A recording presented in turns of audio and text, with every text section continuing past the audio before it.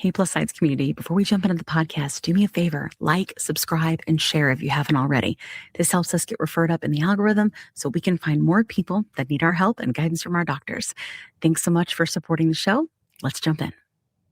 Are you interested in understanding GLP-1 medications like Ozempic, Wegovy, or Mounjaro? Then join us on the Plus Sides Cracking the Obesity Code, the groundbreaking podcast helping people change their lives one episode at a time. The Plus Sides podcast is a disruptor. We're breaking down barriers, smashing stereotypes, and sharing inspiring stories that'll leave you feeling informed and empowered. Join us every week to learn from doctors who are specialists around GLP-1 medications like Ozempic, Wegovy, and Mounjaro.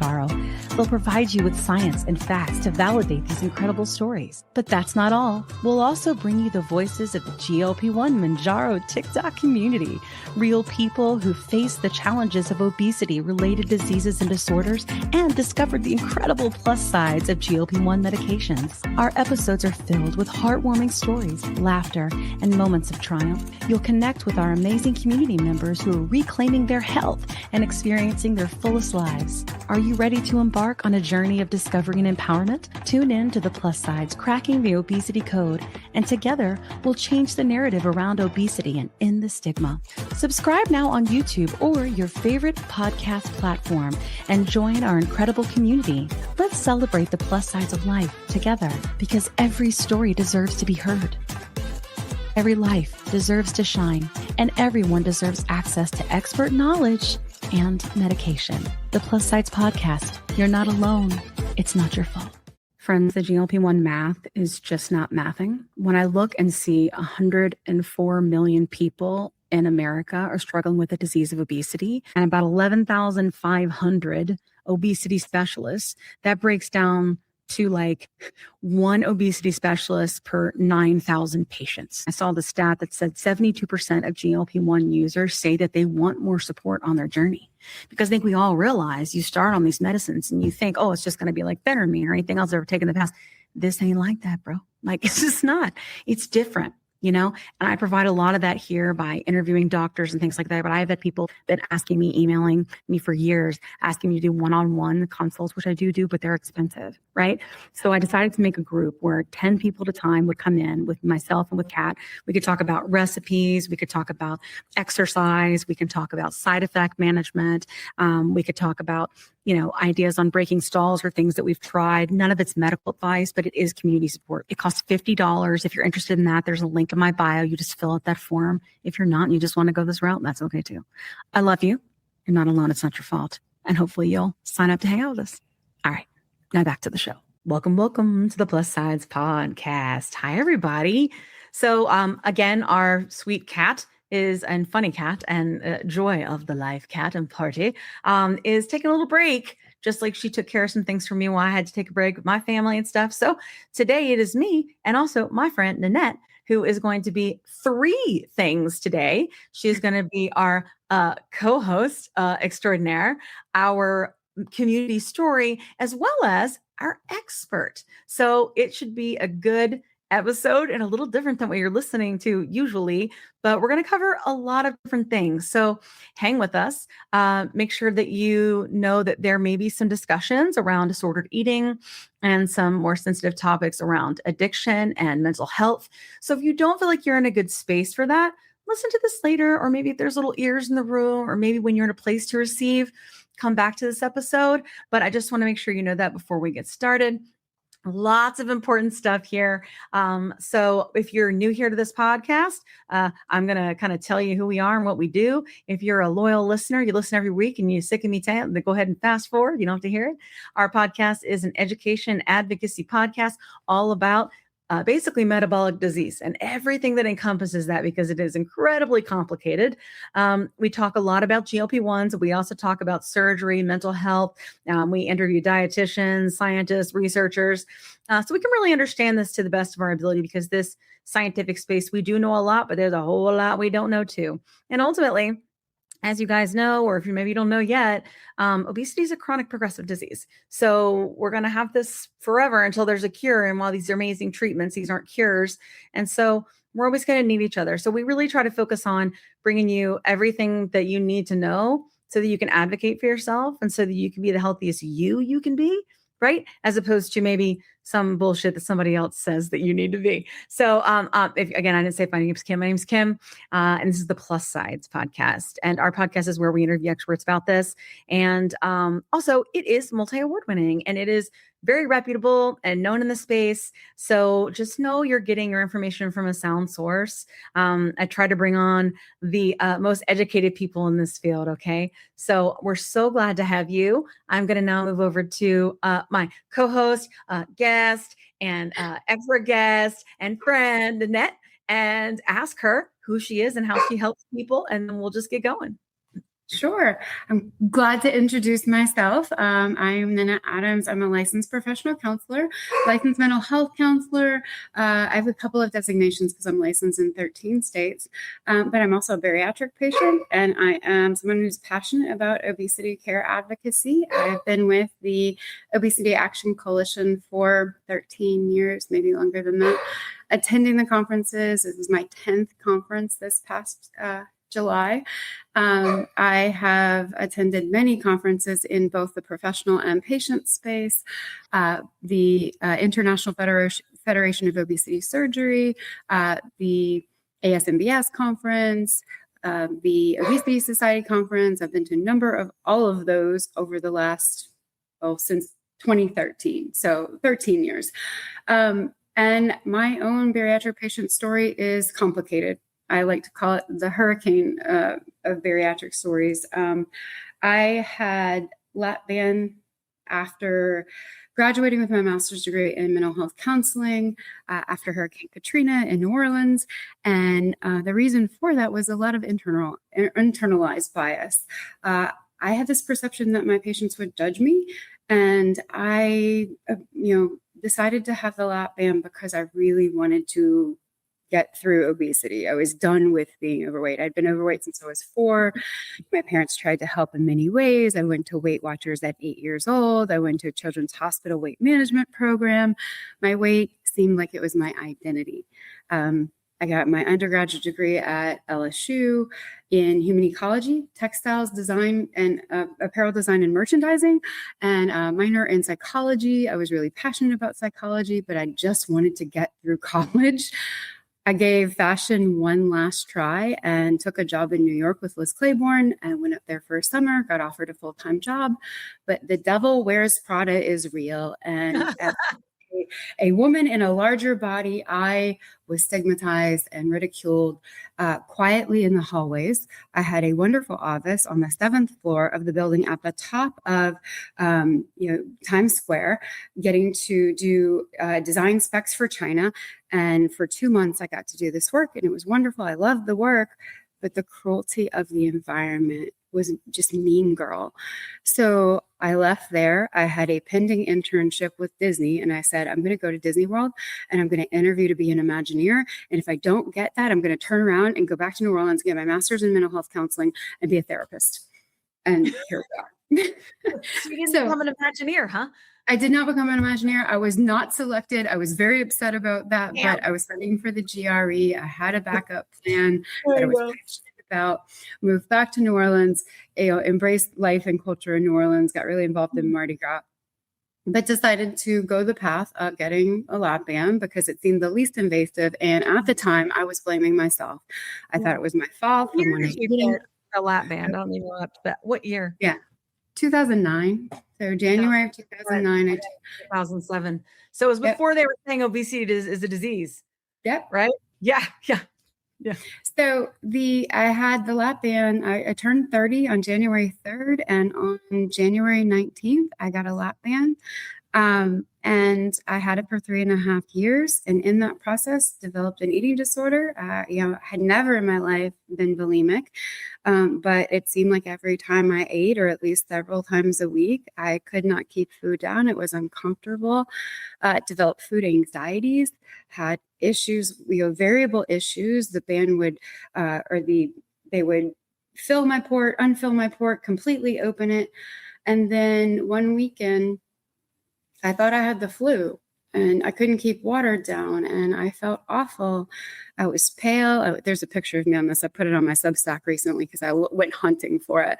But I was in the ER. They tried to stick me 26 times to get an IV. It was very traumatizing, and didn't have insurance at the time as well. So that's an aside. But cash pay for the ban, cash pay for the removal, which was put a hurting on me, and then they sent me home before taking the band out. It was a Sunday evening. I was dehydrated. They pumped me with fluids so I could at least function, and told me to come back the next day to see my surgeon. And I woke up the next morning, checked the weather. There was a hurricane coming toward New Orleans. It was Hurricane Isaac. Got back to the hospital, called them at 8 o'clock in the morning. They're like, you need to be here now. And I'm like, okay, well, they shouldn't have sent me home then. Got back to the hospital around 8:30. And by 10, they were removing the band. The band was mangled. It had slipped. Ended up in the hospital for 5 days. Went from 167 pounds to 196 pounds from dehydration. And then proceeded to regain 5 pounds a month for 14 months. Did not have coverage, which I did have insurance in that period, and chose to go to Mexico for my sleeve. Wonderful group down there. Dr. Elias Ortiz is my surgeon and a dear friend now. He was like, we're revising you to sleeve. This was not an appropriate procedure for you. I spent the next almost year and a half struggling to get the weight off, even with the sleeve. I ended up with acid reflux, which we determined was from the scar tissue, and had insomnia. Was only able to lose about 40 pounds, even with like very consistent exercising daily, really restricting calories. It was a very frustrating process. Yeah. So revised to Roux-en-Y. That was May of 2015. What's the difference between that and sleeve? Can we explain for our guest? So with the sleeve, maybe we should tell lap band. So lap band. Sure. Yeah. So the lap band is like an adjustable gastric band with an inner tube in the middle that has a port where they inject saline to make the internal part of it smaller or wider. Right. So you literally have a band with an inner tube that you can deflate or inflate inside to restrict the speed at which food passes through that hole. Right. So had that caused scar tissue, especially with the slip. So I had scar tissue around my stomach, full stomach. Stomach was not decreased in any size. So in a conversion, or if they would have done it immediately, it would be considered conversion, but this was a revision to a sleeve. The sleeve makes it like a banana tunnel. So literally a tunnel in your stomach. Does not change your intestines, does not change the routing. It is literally just reducing the size of your stomach, which does have some hormonal impact. But as many people have noticed, when they have this procedure, it doesn't always last. You don't always get that benefit. So the revision to Roux-en-Y reroutes the intestines, and there's 3 placements of the intestines. So there's medial, distal, and proximal placements of where they might, and that varies from how much malabsorption you might get from that procedure. So that being said, I had a distal Roux-en-Y gastric bypass, which is the longest deviation that they can. So I get the maximum calorie malabsorption. Wow. Even with that, there was a wall I hit. I couldn't get past, that like 75% of my weight lost. My goal was always 200 pounds from my lowest weight. My highest weight was 353. I now hover right at like 150, 153. So I'm in a very tight sweet spot now with GLP-1. But I could never, even with Roux-en-Y, get down to where I had always said my goal was. Like it was just a challenge. I could do everything right. And so that was very frustrating. Yeah. In this process, while I still had a ban, I realized there was a need for mental health counselors who understood obesity, who in the space, who could relate to it, who were non-judgmental, and who could be present. I even still had my own judgments at that time. The day I got out of the hospital from my ban removal, I received a phone call. No power in my house, still in the throes of a surgery, got a phone call from the CEO of a company called Obesity Prevention Policy and Management. I had put in a resume with them and sent her a long letter about why I wanted to come to work for her. We had that conversation, and she had had her ban out too. She had had complications, and she said, I don't have a job for you right now, but I'm bringing you on as soon as I can. You're going to be the 6th employee in the company, and I will hire you as soon as we can make that position. So I went on to work for them for the end of the year. That was 2012, and worked for them for 3 years while I was also getting my license in mental health counseling. I became an LPC in November of 2014. And was doing private practice with a local group, seeing people in person under supervision, as well as working for them, coordinating for multiple bariatric practice, the patient inflow, and doing educational seminars and social media writing. So I got to read the research and summarize the research for multiple practices and put out newsletters. It was a lot of fun. Yeah. So that developed the passion for the research for me. I remember the day, I remember where it was when the AMA came out and said that obesity is a disease. And we were so excited because it's like, this states everything we've been saying. We've been trying to help people understand that obesity is stigmatized and the weight bias that exists in our heads and in society is untrue and unfounded. And so that led me to passionate work with the Obesity Action Coalition, being on Capitol Hill, lobbying for the Treat and Reduce Obesity Act, being a very active member, recruiting more members, developing an amazing community that it is so lovely to see so many people coming into this community when I've had so much passion for it for so long. Yeah, absolutely. So true. I think there's a lot of things that go on, and you and I have kind of discussed this, where on social media specifically, kind of an issue seems to be at play where what's getting pushed on the algorithm, if you will, is usually people in very big bodies going to very small bodies. And so like comparison is the thief of joy. And many people, just like you said, right, with how you felt when you were doing all the quote right things, which the right things usually equal, friends, diet and exercise, right? Stress management, whatever. And that it was just still stopping. There's a lot of biological reasons for that, which you guys know if this is the first time you've seen this, we talk about that on the show, and you can go back and look at the first episode of the season where we talk about that extensively with a preventative cardiologist. Okay. So, but there's many, many reasons for that. But at the end of the day, it is incredibly complex. It's a very, very complicated disease. It is also progressive. It continues to change, and we have to continue to change our treatments around it. So people look at this like a weight loss journey often, right? And that's because of all the bullshit we've been told forever. And like Nanette, same as me, Weight Watchers at 8. You know what I'm saying? So it really fucks us up. Sorry, Dad. And when it does, we get to this place where we're doing everything wrong. We feel like crap, right? Yeah. And at the end of the day, you're not you're doing the things that you can do and the things that you can do, like can control, but your body is going to do what your body is going to do. And that's where these interventions come in play, right? So different kinds of surgery, different kinds of medications, combined therapies. And during this time, if you don't have proper guidance, which I'm trying to have on this podcast for you, because I know that a lot of you guys don't have access to this. Okay. You can have issues with disorder eating, just like we had before GLP. Okay, we can have issues with disorder eating here. And that can mean a couple different things. So Nanette and I have talked about this in the past, right? Of whether it's binge eating disorder, whether it's bulimia, right? All these different things that can happen and how they are different maybe when you have obesity versus when you don't. And I was just thinking it'd be kind of cool to talk about that. What do you think? Yeah, sure. The body fights back biologically, but psychologically, we fight back too. If somebody says you can't have this, what's the first thing you want? You want whatever they just told you can't have.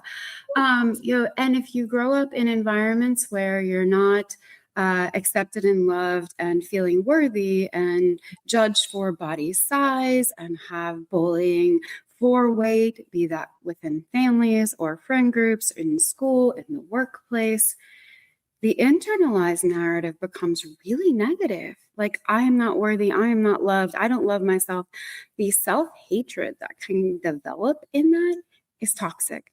Yeah. And so learning to love yourself is complicated, and it sounds really pretty, but it's deep oftentimes because we've been told that we were not worthy, we were not lovable, and often can get into abusive relationships because we don't have the strength to say no, right? We just want to be belonging. Chronic people pleasing, right? I always say that, like, I'm not in recovery, but I'm working on it.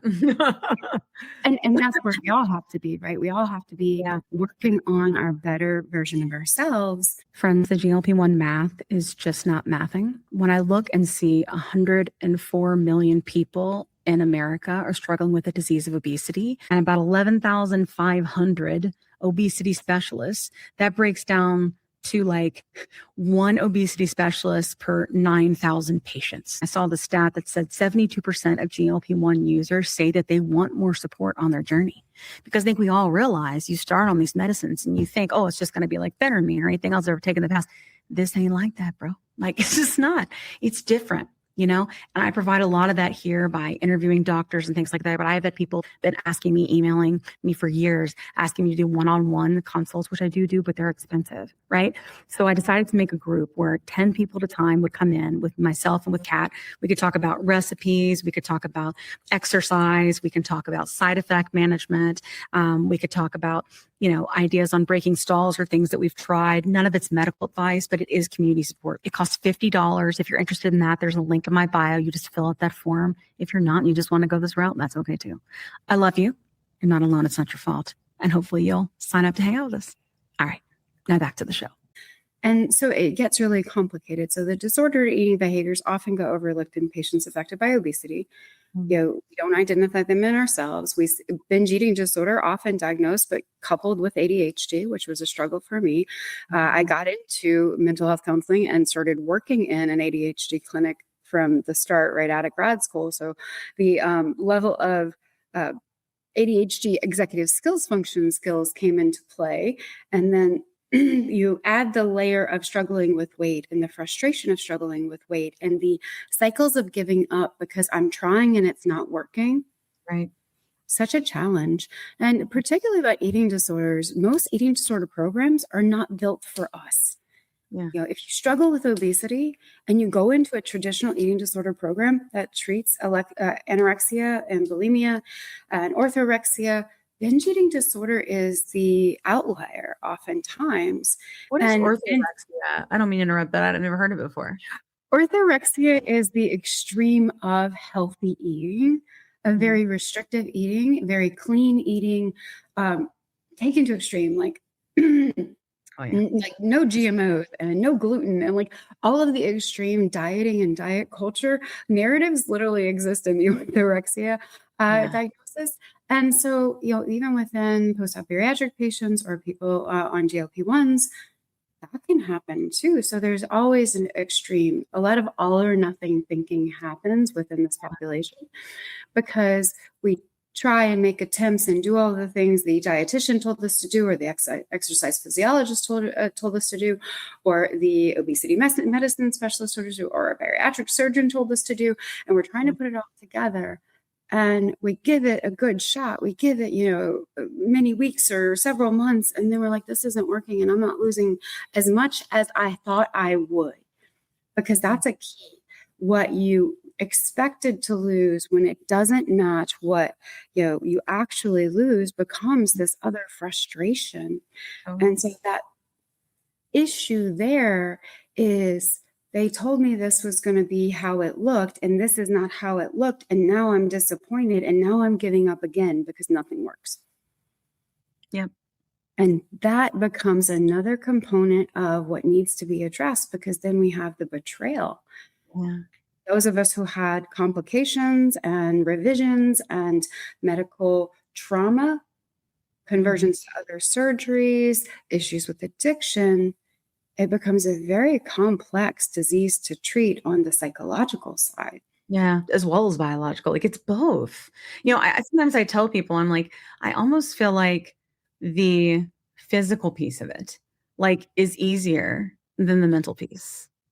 Like, I don't know about you, but when I when I had the food noise turn off for me, first of all, my food noise and my appetite turned off at the exact same time, and that was terrifying. I thought I was having a stroke because it was so quiet. I was like, "What's happening?" You know, I was freaking out. But And that I used to not thinking about food all the time. was like, "Oh my God, this is what normal people feel like." And then I was like, "I need to know everything about this," right? And that's where this podcast came from. It's like totally selfish. Like, and also I was trying to control stuff because my dad and my sister both had cancer, and I just was like, I needed something, right, that I would like distract me. Curiosity. We need Yeah. the curiosity, and we all need to be curious Yeah. about ourselves because each of us presents differently with obesity. Yeah. Each of us have a different story. Our lived experiences are so important, and telling your story is so powerful. Definitely. Because where the disordered eating behaviors or obesity has had its jaws of life or grip on us, telling your story is powerful to loosen the grip to say, oh, wow, I'm not alone. There are other people who have stories like mine or similar to mine. And, the empathy and compassion, I say this all the time, community is the intervention. Yeah. Because it realizes that we have all struggled with this disease and our voices need to be heard to heal. Yeah. And you bring up, the grief component with the loss, or the addition of maybe a cancer diagnosis. There's many people, like one of my best friends in this space, one of the first people I brought to Your Waist Matters convention passed away this June from ovarian cancer.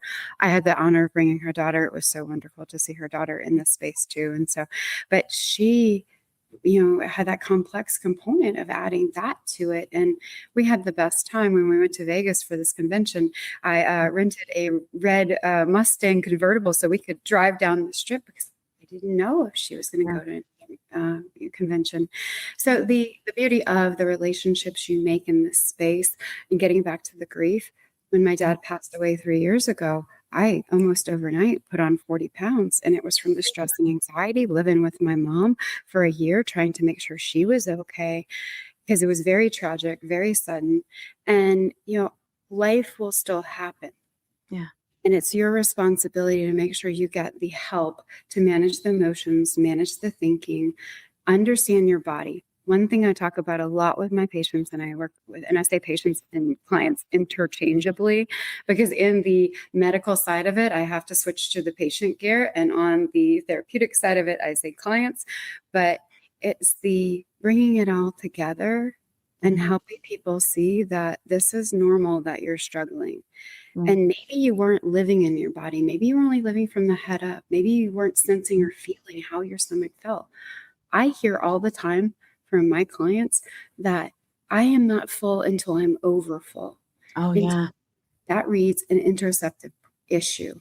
The nerve endings in your stomach, are they numbed? Are there certain branches of your nervous system that are just completely cut off? There is no, electricity going to that to sense that fullness. What's going on there? So I'm always curious, always asking these questions, and always trying to help my clients see that we don't understand everything about this disease. No. So it's not your fault, and the responsibility you have is to understand yourself so you can change the behavior from a meaningful space. Yeah. Yeah. I think it's interesting, Nanette. I hear everybody, like you said, everybody presents different and everybody's experience is different. And a lot of times because of what I do, I kind of end up crowdsourcing. And because of what I do as a product marketer, I try to find the through line, right? And I almost always, it's almost always people tell me when they're on these treatments, and it seems like specifically tirzepatide, their habits, if you will, right? The way that we refer to them change because the meds work. Like, so I find that, because when people say habits, in diet culture and people don't understand this, what they mean is stop eating like crap and eating too much and exercise. The exercise piece is different. I feel like that's quite the choice, and decision. But there's something about the meds that a lot of people experience where they just don't want the food, and it's not because they're motivated because they lost weight. They just are not interested in the things they used to consume a lot of, whether that's hyper processed foods, and they tend to want things that are more, I would say like more nutritious, more of the whole. It doesn't mean They don't want those things sometimes, right? But I've seen this and heard this from people over and over again. And when I ask doctors about it, they don't know why. They don't know why. But I tell people all the time, I feel like that when people say you got to change your habits or you're going to gain it back. Well, yeah. Yeah. But a lot of times the habits change because I think it was driven by the disease. Do you know what I mean? Yeah. What's your experience with that? It's okay to disagree with me, by the way. No, I don't disagree with you. And I think it's so complex. But what I find, at least in clinical practice for me and clients who are going on these medications in the first month, when they start to identify this food apathy, I try to steer the conversation toward then we need to make the best of the choices you make by choosing whole, real foods, right? Choosing things that your body is going to know what to do with, and not just, energy sources that are easy to grab. And so I lean onto the dietitians on when it comes to what to eat. And I know that it's even very complex because I've seen the issue of food allergies and inflammation from food playing a role in this, particularly just what it does to the brain.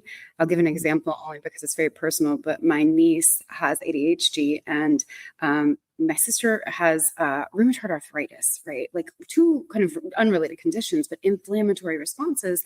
And my sister went off gluten. Hey, her flare-ups cleared up. My niece her daughter went off of gluten. The really loud, crazy outbursts, because she's very behaviorally sometimes off the wall, completely different child. So, and her brother has a number of allergies, very unusual allergies. And so on my radar, because he's 16 now, seeing how those allergies impacted him. And we don't always think through the lens of maybe I'm eating things that are not good for my body. And it becomes an issue. But capitalizing on the lack of desire for the things you used to like or gravitate toward, the anhedonia component of I'm just not feeling compelled to eat that, the addition of, so we don't have data on this, but the alcohol use disorder and kind of quelling that, just preliminary understanding of it, people are backing away from alcohol in that regard. I have some thoughts on that, some complicated thoughts on that. We'll get to that. It becomes easier to make the decisions to choose wisely and with great intention rather than be more impulsive with those choices. Grabbing the convenience foods and the fast food, the to-go culture that we have. Really try to help people understand keeping around the things that are in your best interest to energize and nourish your body with. Yeah. Because when it's there, yes, you may lean into it. If you put a bowl of candy on the table, you're probably going to have the candy, right? Even on a GLP-1, I'm not going to deny myself the Snickers that's on the counter in my office when I go in. But now there's a conscious response to go, oh, let me have one. Yeah. Because I enjoy it in the moment. And that moment when I have it, it tastes different. Yeah, it tastes different. I had to have multiple ones to feel that same pleasurable response. I'm good. Yeah. It was like 3 or 4, right? And now it's I have one. And it's funny because I'll grab one when I come in and I'll put it on my desk when I come in. And then I'll eat my lunch and then I'll have it. It's very intentional. Yeah. I had cravings. I talk to my clients about cravings and I say, you can have a craving, but do you cave to the craving immediately with impulse or do you redirect it to intention? If you redirect it to intention and you really want a piece of cake, then you decide, okay, what kind of cake do I want? When do I want to have it? Oh, I'm going to have it this weekend because I really like going to this cafe and I have a really good cup of coffee and I'm going to have this kind of cake and it's going to be this date with myself. And I'm going to enjoy it in the moment rather than be I'm going to grab this grocery store cake and I'm going to gobble it up immediately because I cannot stop that. With the GLP-1s, it does seem like there is this intervention point of, I don't need it right now, but I still want it and I can wait to have it. Yes. It's it slows you down and puts you I describe it a lot. In the beginning, I was before a GLP, lab in or no lab in, I was like a car, but I had no buttons. It was just drive, and it was eat, eat, eat, consume, consume, consume.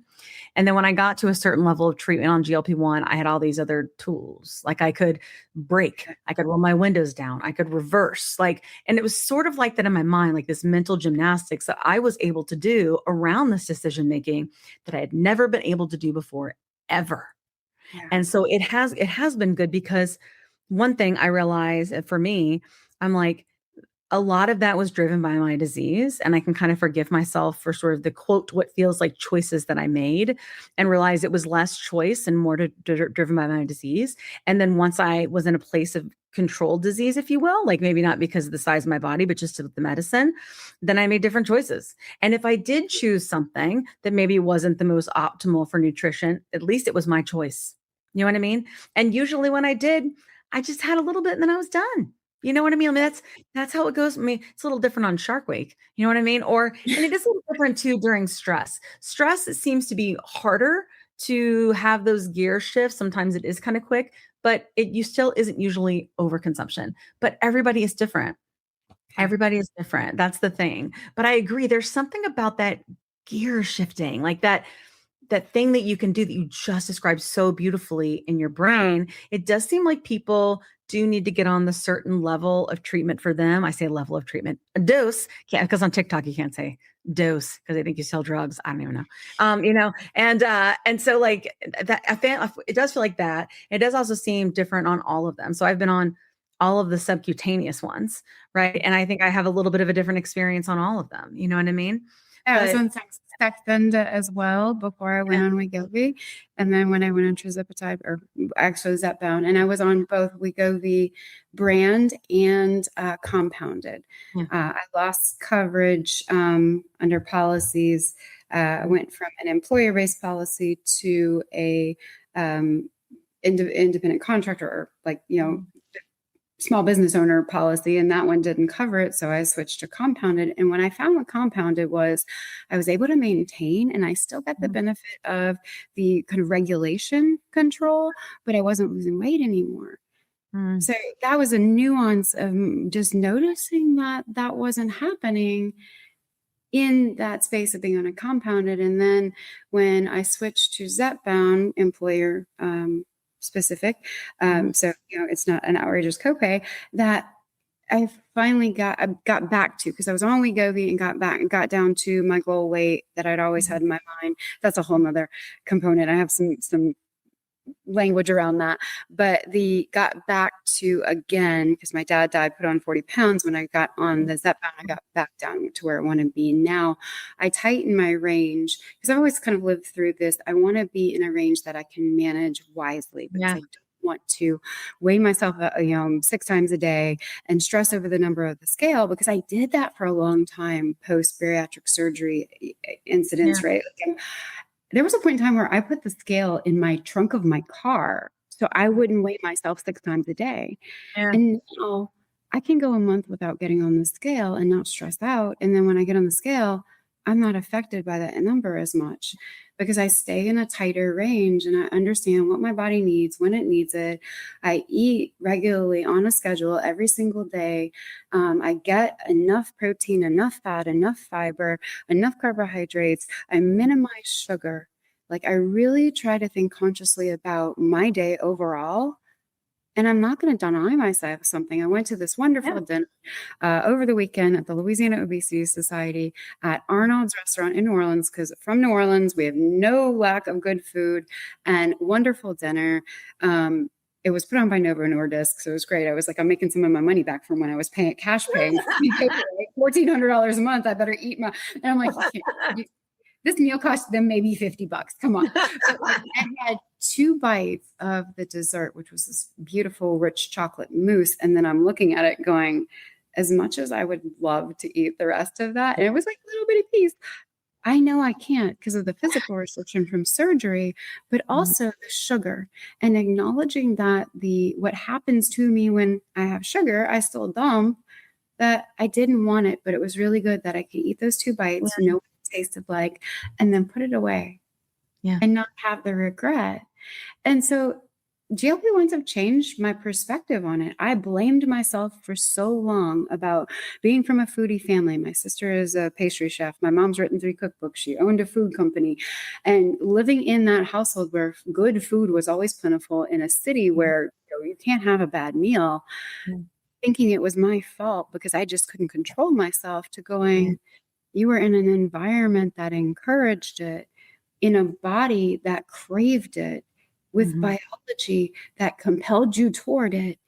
And, I like to use the car analogy too. It was like once I was in a gas guzzling Pinto, and now I'm in a electric sports car, right? Like I can actually regulate, and it feels so much different. And I know that it's just not my behavior. It's my biology. It's the medication. It's the surgery all working together.